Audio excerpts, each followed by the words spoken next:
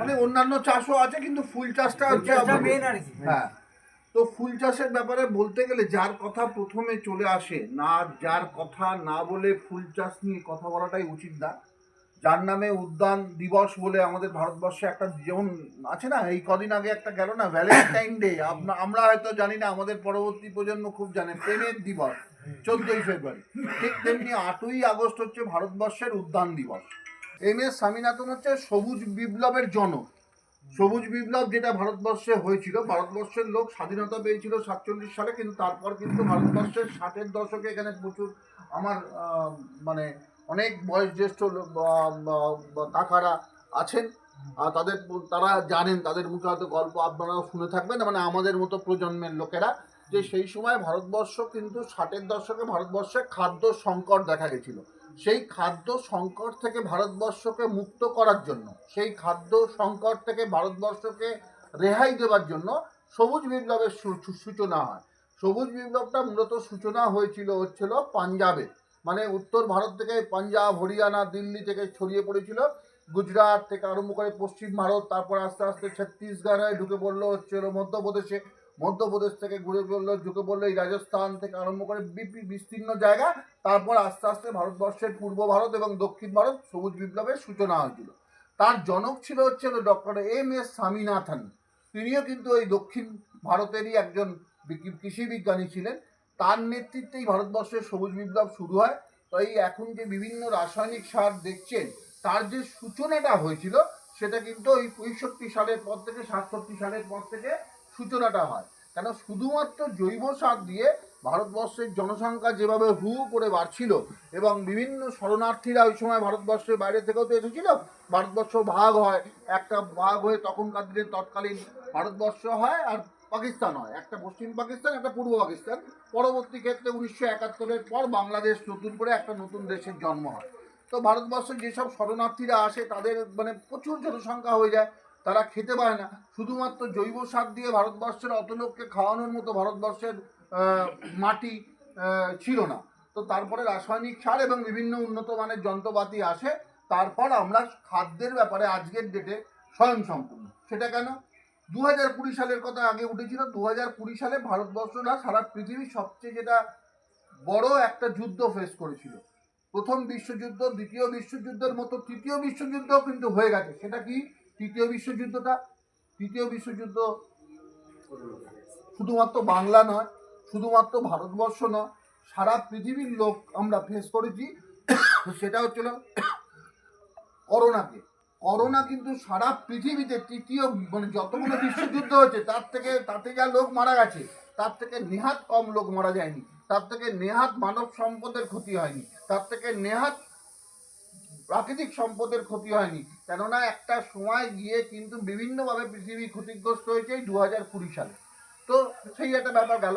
এবার যার কথা আমি বলছিলাম যে 8ই আগস্ট, যার নামে উদ্যান দিবস ভারতবর্ষের, মালিগৌড়া, ডক্টর MS মালিগৌড়া, নামটা মনে রাখবেন।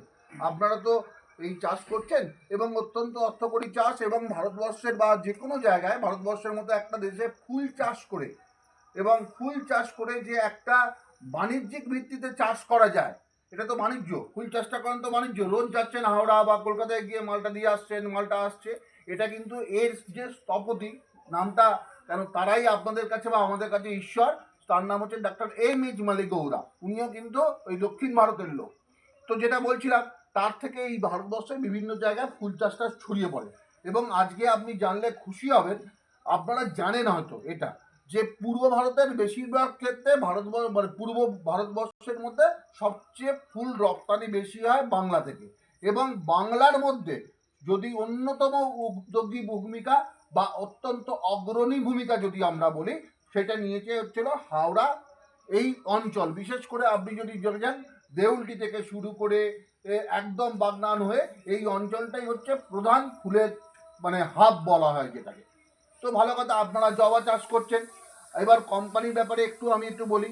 জবা চাষ করতে গেলে জবা অত্যন্ত মানে আধুনিক যে পার্মানেন্ট ক্রপ। পার্মানেন্ট ক্রপ কাদের বলে, মানে পার্মানেন্ট ক্রপের কথা হচ্ছিল, এটা হচ্ছিল মানে একটা এমন একটা ক্রপ যার জন্য আপনাকে, যেমন আপনি ধান চাষ করলেন, 110 দিনের মাথায় ধান চাষ শেষ, আলু চাষ করলেন 115 দিনের মাথায় আলু চাষ শেষ, কিন্তু এই জবা চাষের ক্ষেত্রে আপনি একটা গাছ অন্তত আপনাদের কত বছর বাঁচে একটা বাগান?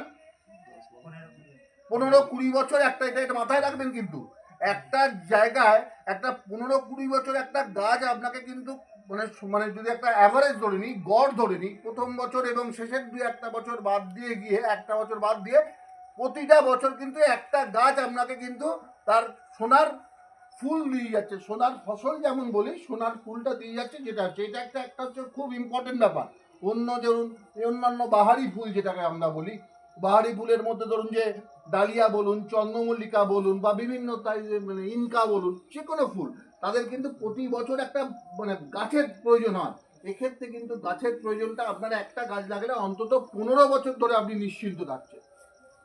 এবং কৃষি ভারতীর এক্ষেত্রে আপনাদের যে কেন থাকছে বলুন তো, এই যে থাকার পেছনে একটা কারণ আছে, যে কোনো কারণে আপনার জমিটাও ভালো থাকছে, মানে সূর্যালো, শুষ্ক জমি এবং হাওয়া বাতাস যেটা খুব দরকার, প্রয়োজনীয়। সেই জায়গার মাটিটাকে ময়েশ্চার দিয়ে একটু ফ্রি রাখতে গেলে, শুষ্ক রাখতে গেলে, এবং মাটির খাবার যেটা আপনারা প্রচুর পরিমাণে খাবার, বছরে 3 বার খাবার দেন না 4 বার দেন? 3 বার খাবার দেন। অনেক জায়গায় এখন 4বারও দিচ্ছে, কিন্তু 3বারই হচ্ছে আইডিয়াল, মানে 3বার খাবার দেওয়া যথেষ্ট।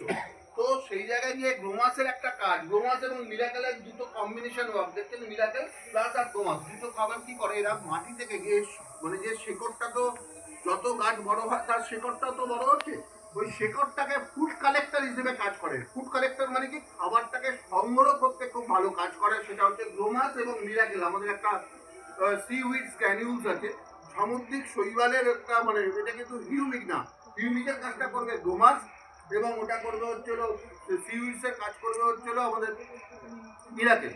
এবং গ্রোমাসের মধ্যে আমাদের মুরগি যেটা আছে সেটা হচ্ছে হলো, আপনারা যদি কেউ কাছে এখানে গোবর থাকে কোনো জমিতে, মানে কথা বলছি, আপনারা যে জায়গায় এক ট্রাক্টর দেবেন, এক ট্রাক্টর গ্রোমাস দেবেন, আর এক ট্রাক্টর গোবর সার দেবেন, আর কোনো জায়গায় 5 বিঘে বা 5 কেজির গ্রোমাসটা ব্যবহার করবেন। দেখে দুটো জমির পার্থক্য দেখে নেবেন। কেন এটা কাজ করবে? যেন যে গোবরটা আমরা কালেক্ট করি, সেই গোবরটাকে সঠিকভাবে প্রিজার্ভেশন হয় না। বর্ষাকালে দেখবেন ওখান দিয়ে যে একটা, যেখানে গোবর রেখেছেন সেখান দিয়ে একটা হলুদ, একটা সোনালি হলুদ মাখা একটা জিনিস এরকম বেরিয়ে গেছে, ওটা হচ্ছে হলো হিউমিক।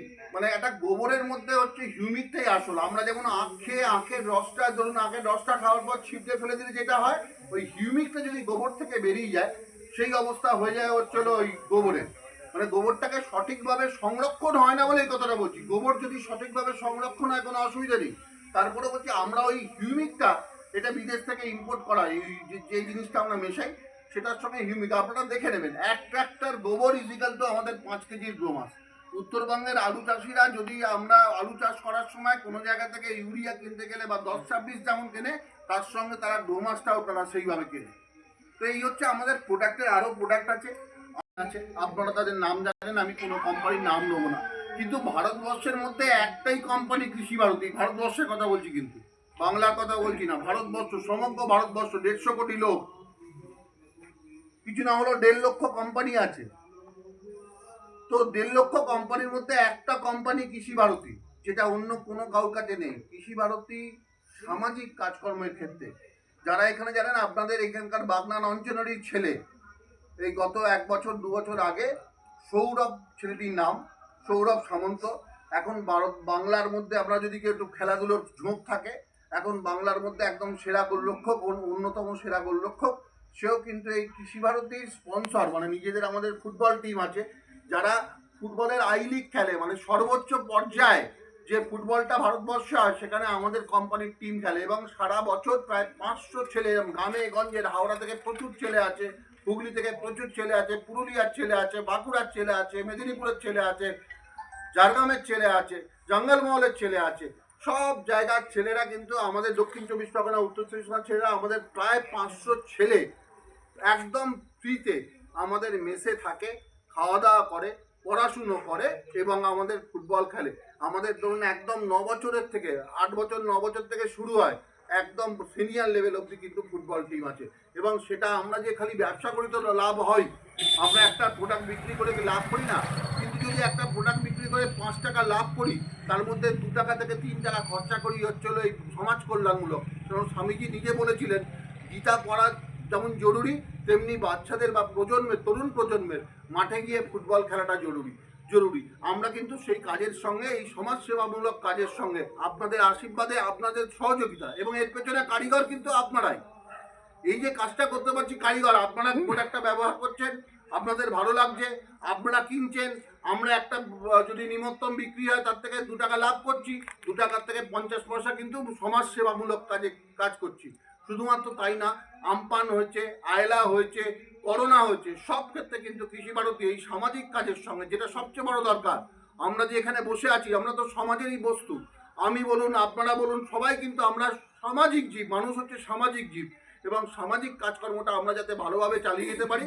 এবং সবচেয়ে বড় কথা, আপনাদের কাছে উন্নত গুণগত মানের পণ্য যেভাবে পৌঁছচ্ছি, আরও উন্নত মানের পণ্য পরিষেবা দেবার মানে একদম আপনাদেরকে কথা দিয়ে, প্রতিজ্ঞাবদ্ধ হয়ে, প্রতিশ্রুতিবদ্ধ হয়ে আমি আমার বক্তব্য শেষ করছি। আপনারা ভালো থাকবেন, নমস্কার। বাদ বাকি কাজের জন্য।